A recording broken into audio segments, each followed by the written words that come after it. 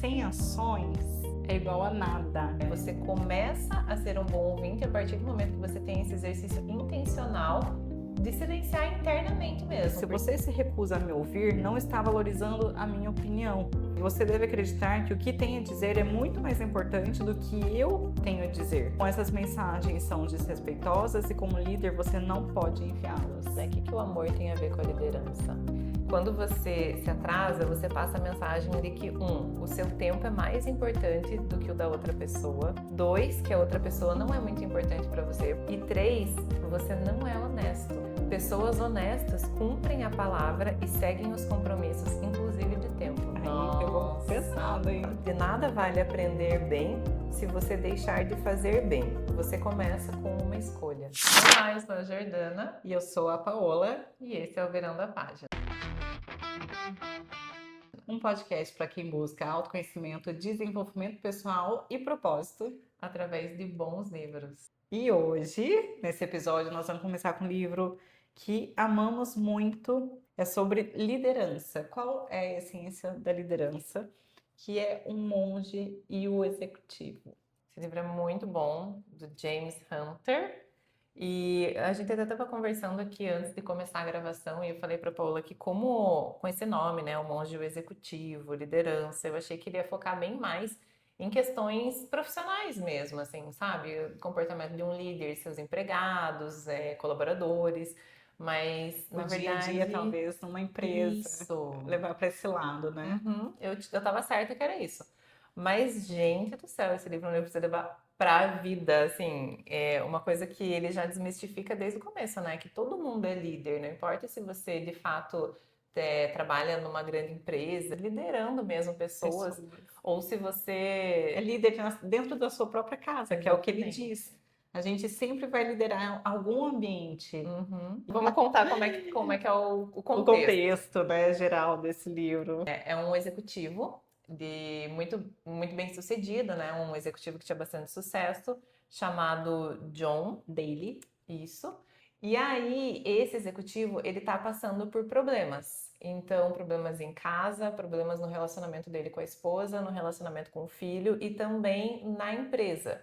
Ele tá passando ali por reivindicações dos sindicatos, enfim, ele não tá conseguindo se comunicar. E aí ele tá vendo grandes dificuldades em todas as áreas da vida dele. E ele chega à conclusão de que, puxa, eu tenho tudo, eu sou um empresário de sucesso, eu tenho uma família, né, estruturada, enfim, e ao mesmo tempo as coisas não estão fluindo bem. Então, o que precisa acontecer? Onde eu tô errando?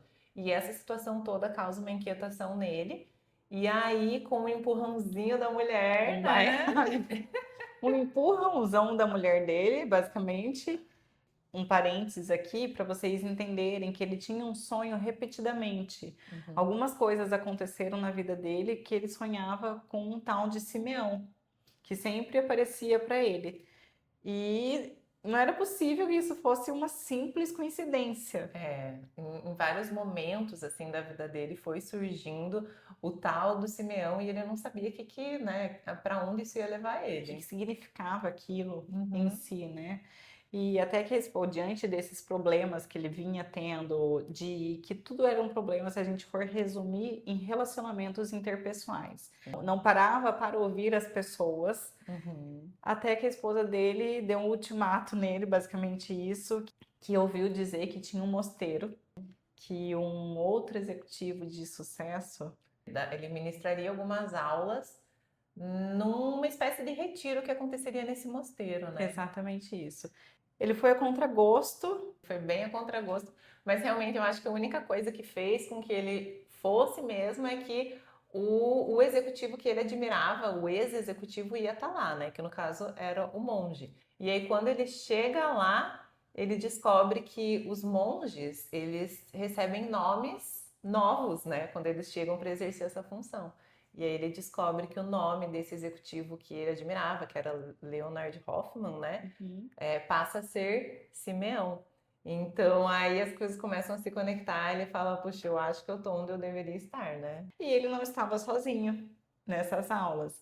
E você via que eram líderes, né? Deveriam ser líderes de várias Áreas Áreas diferentes, né? diferentes, exatamente. Tinha um sargento do exército, tinha Uhum. uma chefe de enfermagem de um hospital bem conceituado.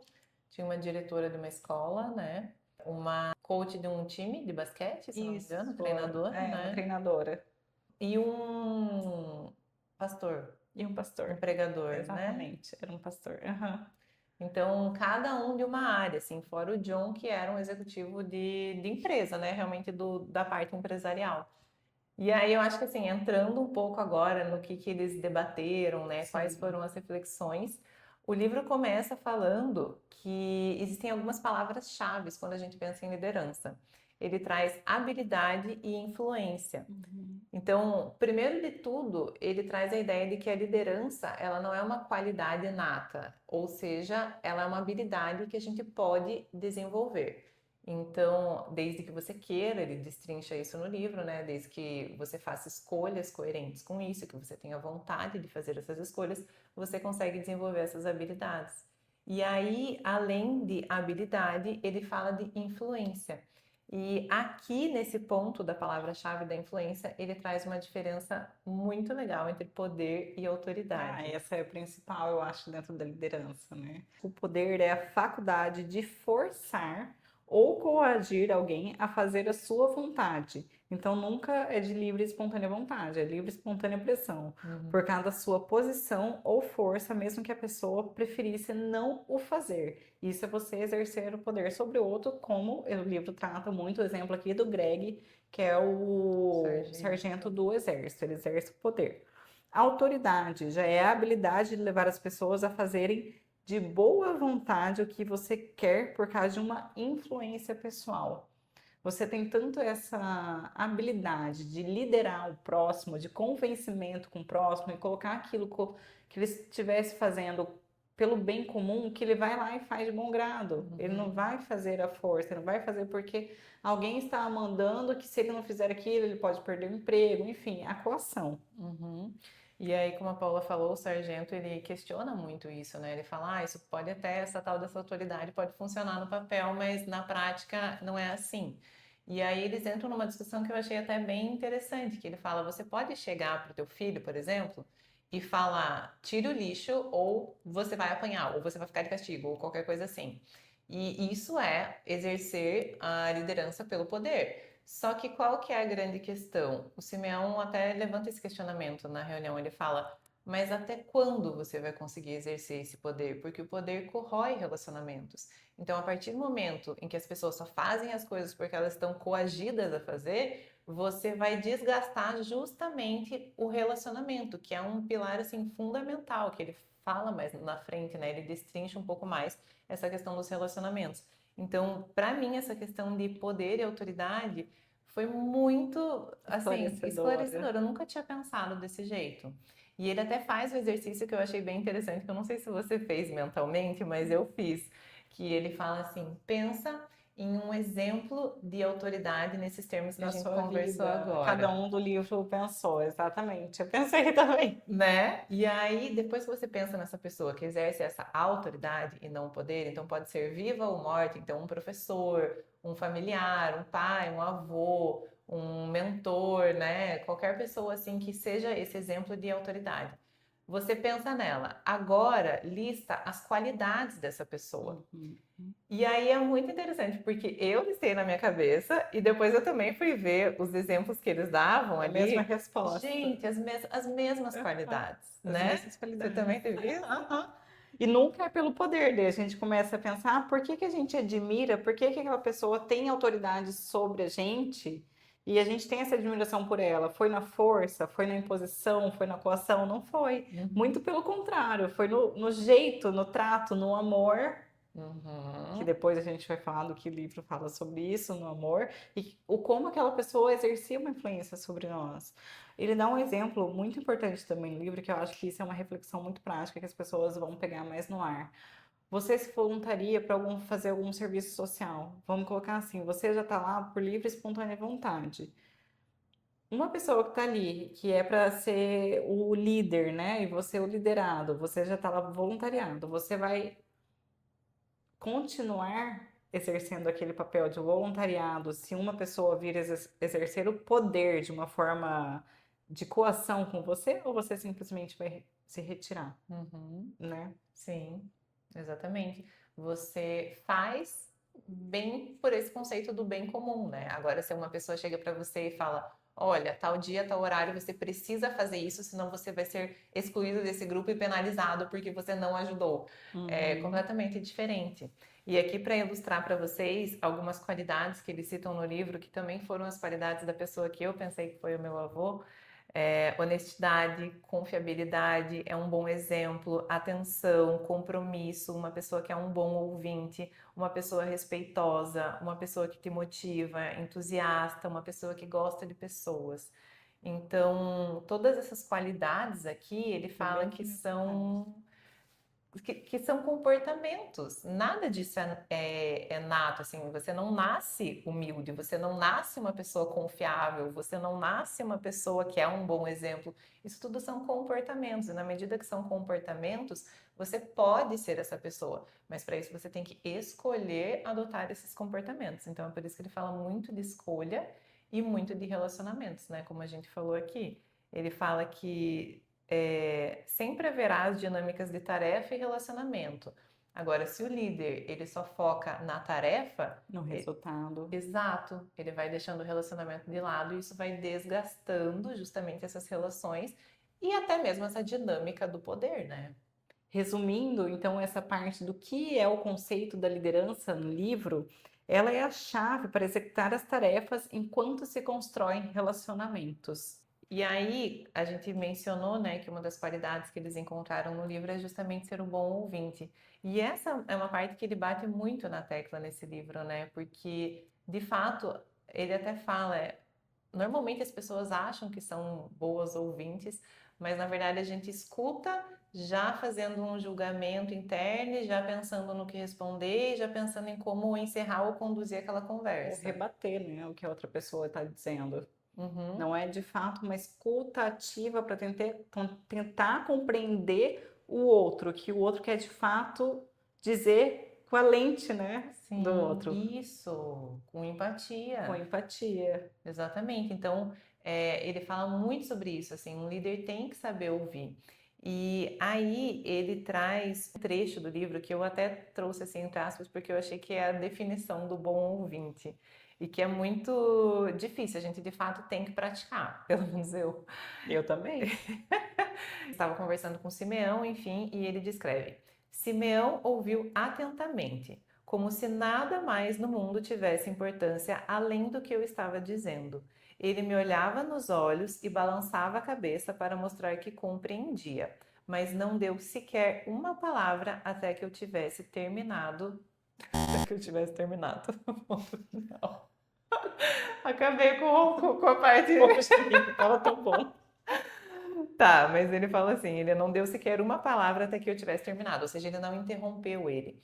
Ele fala também sobre essas questões de interrupção e, enfim, tudo entra na parte do bom ouvinte. Para mim, esse trecho é o que resume, assim, minha meta, ser como Simeão nessa interação, sabe? Porque eu achei isso, assim, de extremo respeito e realmente uma característica de um líder, né? Um líder que consegue ter essa interação de qualidade com pessoas em geral e também com os liderados, né? E lembrando que essa liderança, mais uma vez, você falou disso, dessa escuta ativa, de olhar nos olhos, de esperar o outro falar, não é só para cargo de liderança dentro de empresa, isso é para todas as relações. Eu com a Jordana, a nossa amizade, os familiares. Uhum. Eu acho que, inclusive, isso evita muito conflito. Inclusive, isso, ele até fala, né, que a mulher dele, como você disse, ela não se sentia ouvida por ele. Ela reclamava muito que ele não escutava. Uhum.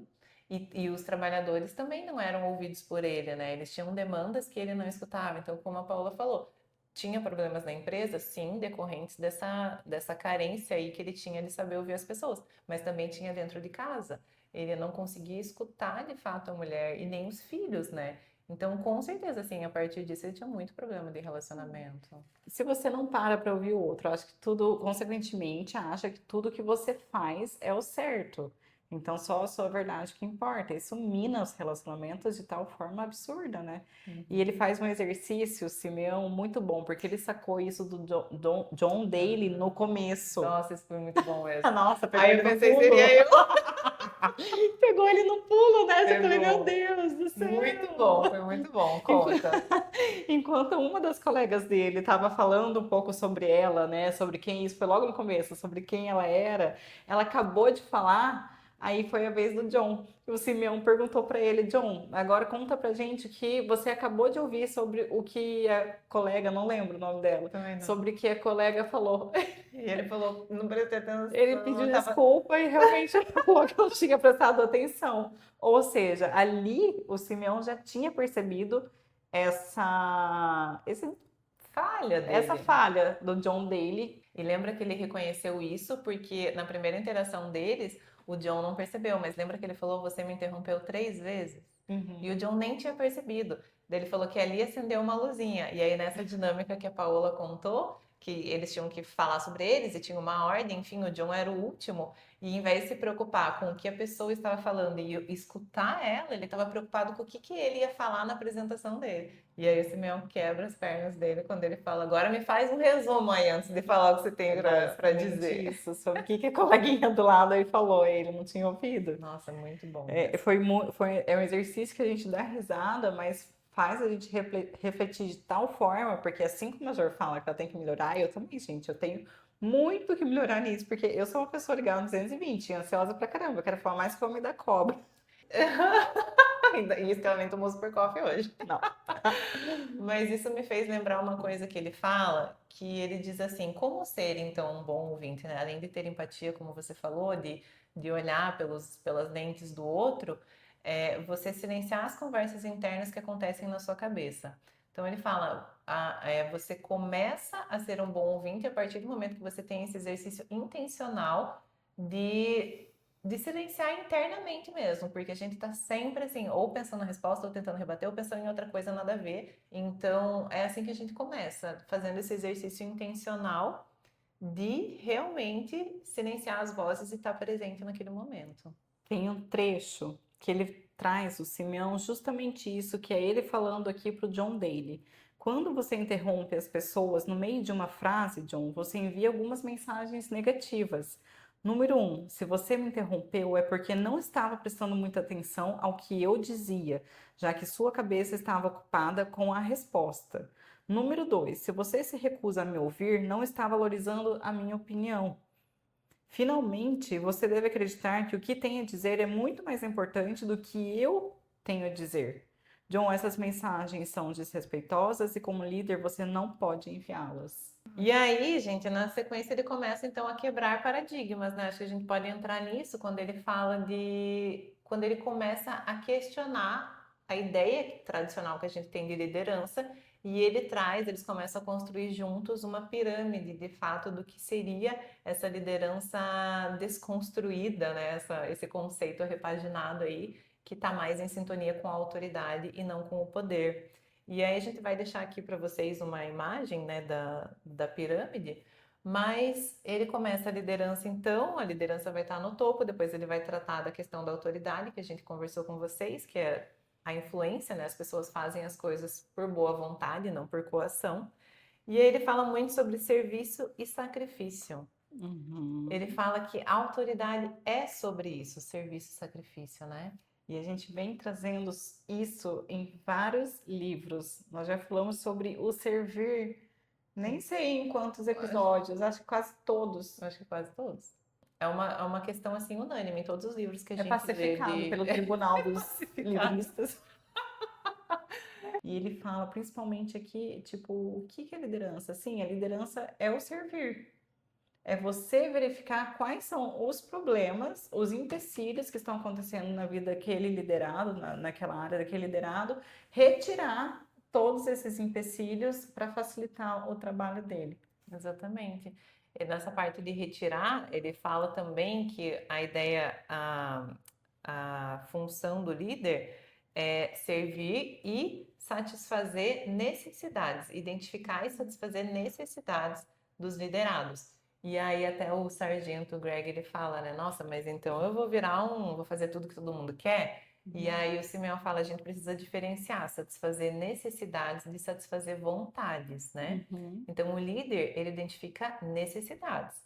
Por exemplo, limites e responsabilidades são necessidades para os liderados. Muitas vezes não é o que eles querem, mas é o que eles precisam. Muitas vezes nossos filhos não querem limites e responsabilidades, mas é o que eles precisam. E como um bom líder, é o que a gente dá para eles. Mas ele traz toda essa diferenciação entre vontades e necessidades que eu também achei super válida, né? Porque a gente pode acabar confundindo, tipo, você é um líder que você vai servir. Então você vai estar sempre servindo e fazendo a vontade de todo mundo. Até ele fala, é diferente você ser um líder e você ser um escravo, que está sempre satisfazendo vontades. Isso não se confunde com as necessidades, né? Daí entra, eu acho que muito da capacidade de discernimento do líder. Uhum, Você saber diferenciar o que é cada um. uhum. É um exercício em tanto. Sim. E aí, pegando o gancho dessa questão de servir e se sacrificar, eles falam sobre o amor, né? Fofos, falam. E aí, aqui, pensa, gente, nessa parte o Greg, ele quase surta, né? Porque pensa, um sargento do exército falando, o que que amor tem a ver com liderança? Pelo amor de Deus, o que que eu tô fazendo aqui?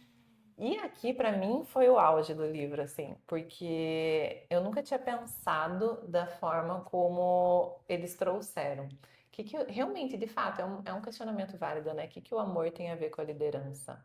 Só que aqui ele fala que existem diversos tipos de amor. E existe o amor sentimento e existe o amor comportamento, né? E isso muda tudo. Porque, inclusive, ele fala que o Simeão, né, como um monge, fala que no Novo Testamento Jesus falava para amar o próximo. E o Novo Testamento, muitas partes dele foram traduzidas do grego, né? E quando a gente fala do amor em grego, isso era uma coisa que minha mãe me falava.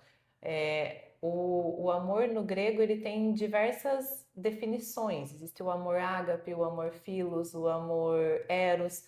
E cada um é um tipo de amor. Então, o tipo de amor que você tem pelo seu marido é diferente do tipo de amor que você tem pela sua mãe, que é diferente do tipo de um amor incondicional que você tem pelos seus filhos. Uhum. Então, a gente não pode tratar tudo isso como se fosse a mesma coisa.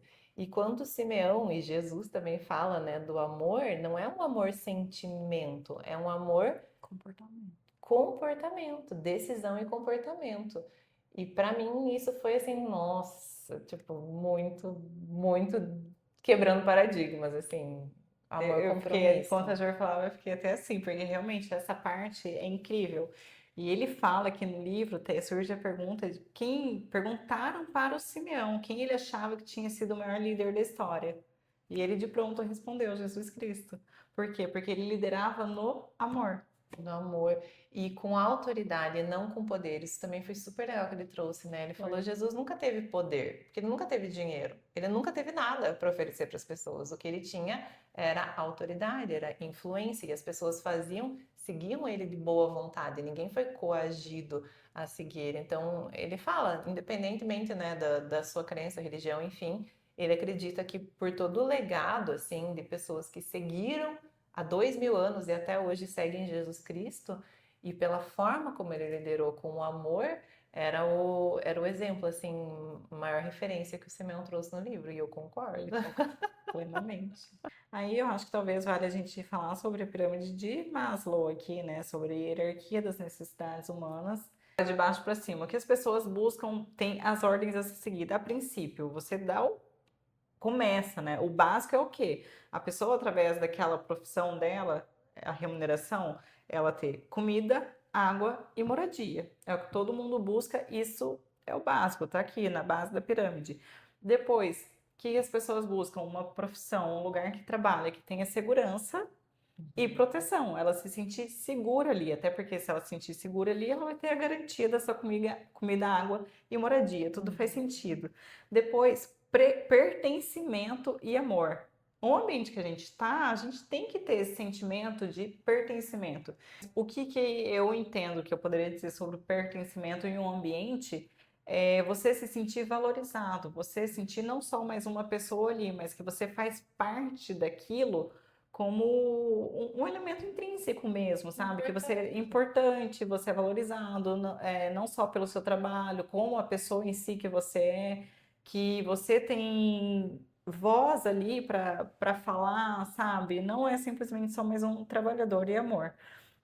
Autoestima, com tudo isso que a gente falou agora, preenche a autoestima da pessoa, porque ela vai se sentir valorizada, vai ter a segurança, a proteção de que ela precisa para ter comida, água, moradia, e no topo a pessoa vai ter autorrealização, que é o que todo mundo busca profissionalmente.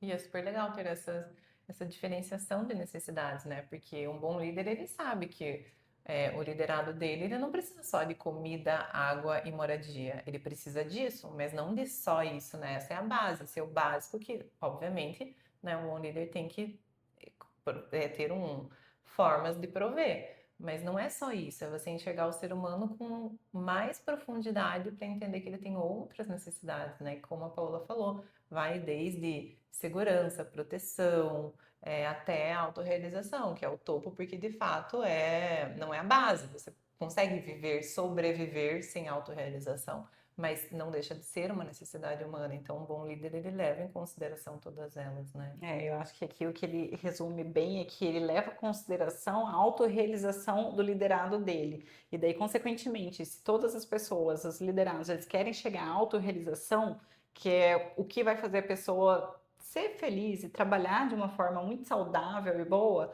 aí você tá, mas o que a pessoa precisa para ter essa autorrealização, né? Daí acho uma pergunta bem interessante para todo líder fazer, né, para como incentivar aquilo dali e buscar, né, o melhor, extrair o melhor também dos seus liderados, porque, por exemplo, a minha autorrealização profissional pode ser diferente da autorrealização profissional, inclusive da Jor.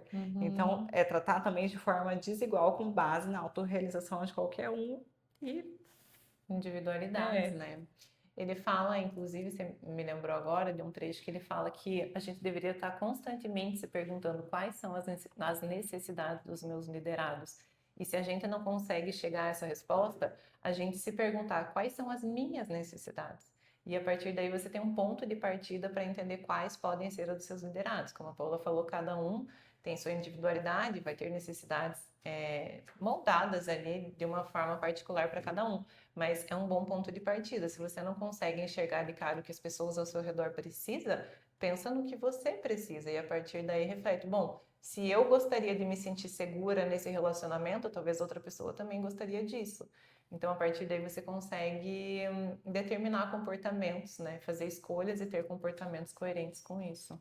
Inclusive, ele cita também 2 outros exemplos de líderes que não tinham dinheiro, mas que arrastaram multidões com o seu amor, com a sua forma de liderar, que é bom a gente citar, que foi, você lembra dessa parte? Quem conta pra foram? nós. Não, conta. Eu lembro que ele falou do Gandhi, né? Sim. O Gandhi, ele quis chamar a atenção para as questões que a Índia estava passando de uma forma pacífica. E aí, imagina, né? Muita gente achava que isso era um sonho totalmente... Idealizado. tipo assim, nunca isso vai acontecer, né? E ele falou, não, vai, mas vai com bastante sacrifício. Então, o Gandhi, ele fazia os jejuns dele, ele trazia as pessoas, mas ele trazia pela autoridade, também não exercia o poder. Então, ele tinha essa influência sobre as pessoas e ele sofreu várias repressões, né? Ele tinha a questão da desobediência civil, mas sempre pacífico e sempre, assim, com esse viés de influência e não de poder, né? É muito engraçado que aqui ele falou assim que Gandhi, né, além de não ter poder nenhum, nem aquisitivo, nenhuma forma de influência inicialmente, ele tinha menos de 1,60 m É verdade. de altura e pesava 50 quilos. Ou seja, ele era um E cisquinho. conseguiu fazer uma revolução. É verdade. E o outro era Martin Luther King também. Uhum. Pela causa dos negros, ele fala muito aqui, antigamente, que ele cita exemplos, os negros, inclusive, ao entrarem no ônibus, eles tinham que sentar na parte dos fundos dos ônibus, que não se misturavam, e ele lutou pela causa também, da mesma forma que Gandhi e Jesus Cristo. Então, foi muito no amor que ele conseguiu essa autoridade e arrastar multidões, podemos dizer assim. É muito legal, porque, de fato, às vezes a gente tem um pouco do ceticismo, assim, eu acho que o Sargento, ele tem um papel bem importante nesse livro mesmo, porque Às vezes você questiona assim, tá muito bonito, mas será? Porque a gente sabe, né, que as coisas na prática, as pessoas, enfim, as coisas às vezes são um pouco diferentes. Mas não, a gente tem exemplos reais de pessoas que conseguiram ter esse status de líder, assim, intertemporal, inclusive de gerações até hoje, são nomes super famosos, revolucionaram a história e de fato conseguiram exercer tudo isso que o livro traz para nós, todo esse estilo de liderança que é diferente do líder que só impõe regras, né?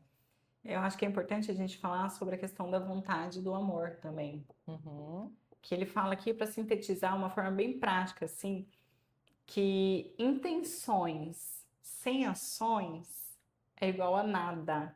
Todas as boas intenções do mundo não significam coisa alguma se não forem acompanhadas por nossas ações. Simeão explicou. Realmente, porque não adianta a gente só ficar aqui falando no campo da teoria e não colocar em prática, né? Uhum. E falando dessa questão de amor e liderança, né? Qual que é a relação disso?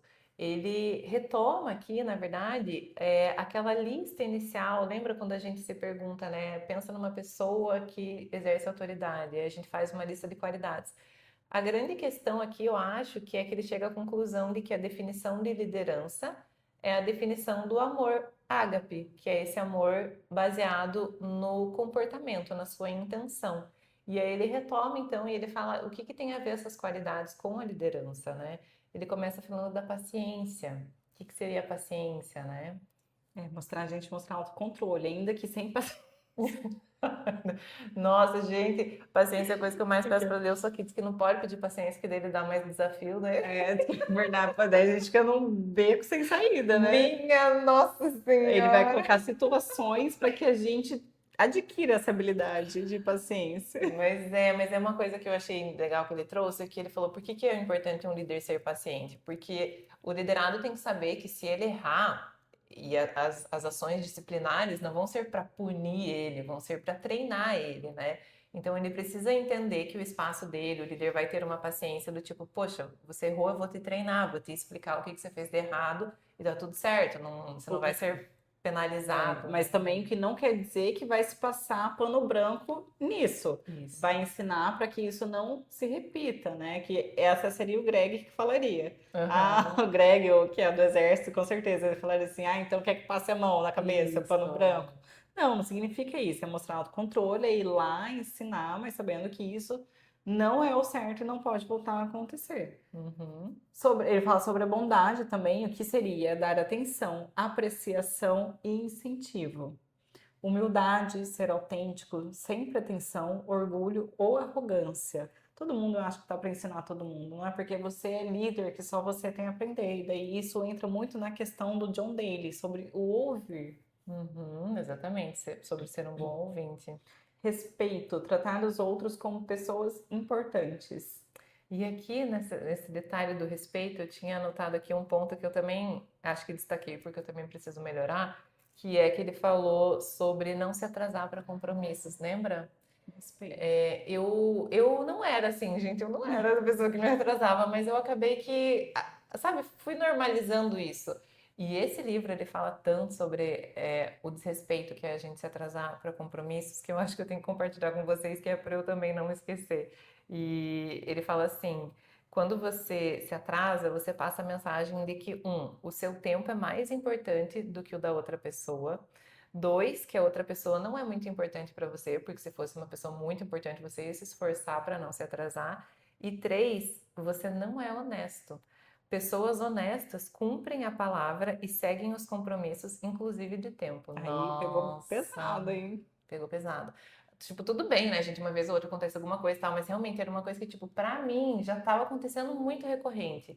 E isso entra na parte do respeito, é desrespeitoso, a gente. Tanto como a gente falou do bom ouvinte, de não interromper, se atrasar também para compromissos, passa uma mensagem assim péssima, especialmente se você é um líder, ou um pai, ou uma mãe, ou uma amiga, né? Até porque as outras pessoas têm compromissos depois, não podem ficar a bel prazer, né, do horário. Outras vezes encavala todos os horários Super. e é bem ruim mesmo. E isso tem a ver com o exemplo também, né? Se você é uma pessoa. Eu já tive chefes que nunca se atrasavam e eu admirava muito isso. E isso influenciava na dinâmica, assim, do nosso comprometimento. A gente sabia que se minha chefe, a juíza, não se atrasava, Tipo, quem era nós, meros mortais, estagiários, assessores, para se atrasar? Então, dita mesmo, o comportamento arrasta, o exemplo. Ambiência, que a gente Total. sempre entra também. Abnegação, que é satisfazer as necessidades dos outros, o servir. O perdão, não se ressentir quando for enganado. Honestidade, ser livre de engano. Compromisso, sustentar suas escolhas. Resultados, serviço e sacrifício.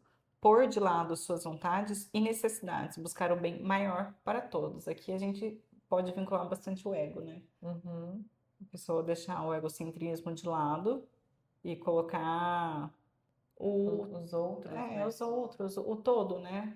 É o Aham. erga omnes. Isso, erga omnes. Eu só queria fazer um destaque para a questão da honestidade, porque ele falou que honestidade é a qualidade que a maioria das pessoas espera, coloca no topo da lista do que elas esperam de um líder. E para mim fez todo sentido.